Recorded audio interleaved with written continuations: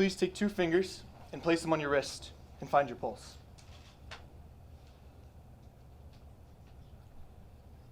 If you can't find your pulse by now, Mr. Thomas is a doctor. He can help you later. For the next 15 seconds, count how many times you feel the pulse.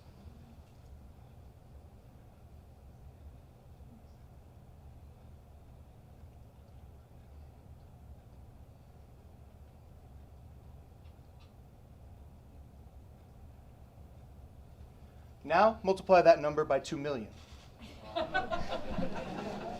Once you have that number, multiply it by 79. This is the number of heartbeats you will have in your lifetime. In case you don't have a supercomputer built into your head, the average for someone at rest is roughly 2.5 billion heartbeats. Although I'm pretty certain that right now that number is much higher for me.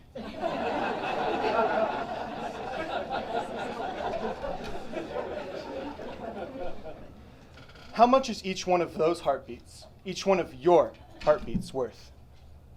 As I've delved into the complex subject of access to medical devices, continuing in my endeavors has proved a difficult and often seemingly impossible task. Each time I began to lose faith in my pursuits, most often as I heard my brother snoring in the next room, I would remember my friend Rudy, who was born with half a heart, and will soon need either a heart transplant or some sort of artificial heart.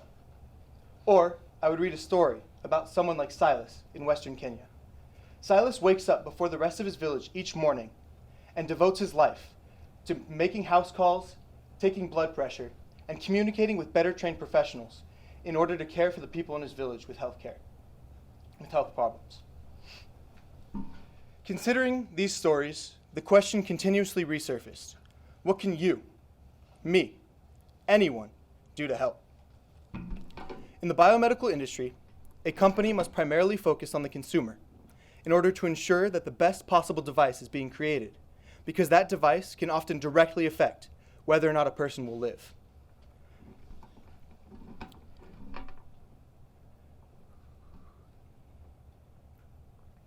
This industry is also unique because of its complete reliance on governmental approval, which can inhibit innovation and drive costs higher. As a result, low and middle income countries, or LMICs, countries which have an annual gross national income of just $2,012 per capita, according to World Bank data, have very limited access to the medical devices that they need. The 2 primary principles driving the biomedical industry are corporate social responsibility and profit maximization. Corporate social responsibility, or CSR, is defined as the self-regulatory mechanism by which a company monitors and ensures its active compliance with the spirit of the law, ethical standards, and national and international norms. Modern business thinking recognizes that conducting business ethically and pursuing business practices which benefit communities and people will benefit the company in the long run through the maximization of profit as achieved by gaining goodwill and market trust. Biomedical companies ought to provide medical devices to low and middle income countries because the principles of corporate social responsibility and the impact of ethical practices on profit maximization compel them to. Furthermore, they should focus their philanthropy to further their pursuit of this good. Biomedical companies should be willing to sacrifice some profit in low and middle income countries in order to make their products more affordable in those markets. Understanding the difficulty of such an endeavor, there are also ways in which the government can help biomedical companies achieve this good, such as access pathway reform, reimbursement reform, and regulatory guideline reform. Biomedical companies ought to adhere to the principle of corporate social responsibility, and a consequence of this principle will be an increased focus on the people who need their devices and cannot afford them, and getting these people those devices.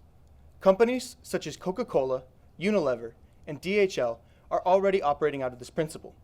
These companies have taken up various areas of responsibility, such as HIV and AIDS treatment and water treatment and drinkability in Africa. Biomedical companies can do these things and even more. They are already providing life-saving devices to people.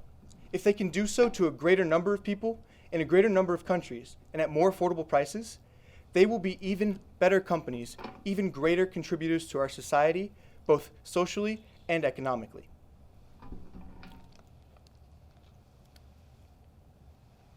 Traditionally, ethics were thought to impede profit maximization. Now, modern business thinking recognizes that conducting business ethically and pursuing business practices which benefit the communities and peoples the companies are a part of will further profit maximization as people trust these companies further. Consumers are more likely to buy from companies that they trust and that they see working in the communities they interact with daily. This trend is exemplified by companies such as Tom's Shoes, which donates a pair of shoes to a child in Africa for every pair of shoes purchased here in the United States. Today, Medtronic and St. Jude Medical, two leading companies in the biomedical industry, devote most of their charitable contributions to educational services here in the United States. If these companies shifted even 1/10 of their charitable contributions to the global market, they would be donating millions of dollars to the cause of getting medical devices into low and middle income countries through the donation of devices, increased infrastructure to support those devices, and other necessary aspects of health related to medical device access in low and middle income countries. This shift in charitable donations is not only right for the sake of people who deserve these devices just as much as people here in the United States, it is also beneficial to the companies in the long run, as they are both contributing to a market that is potentially developing and creating a public image which is charitable and which will garner more profit for them in the long run as people want to help this profit and this charity go further. One way in which biomedical companies must adjust is in how much profit they pursue in low and middle income countries. Considering that there are other costs outside of the cost of the device itself, a 50% discount is reasonable to suggest for these companies. This discount would not critically hurt any company's infrastructure because they would still be profiting in developed countries, and though less so, still profiting in developed countries, in the countries in which they are offering discounts as well. Biomedical companies should do this for two primary reasons.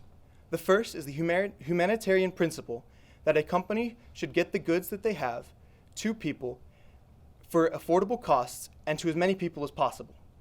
The second, and possibly more convincing reason for capitalistic companies, is that ultimately, by sacrificing some profits now in these markets, they are opening the door to further profits as these markets develop.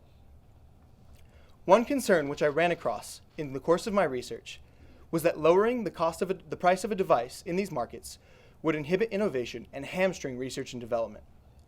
Currently, biomedical companies can pour in copious amounts of money into their research and development branches. For example, St. Jude devotes 12% of its annual revenue to R&D.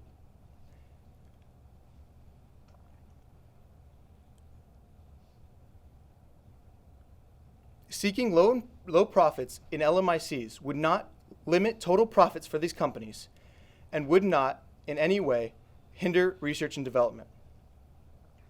There are also ways in which the government can help the biomedical companies achieve this good.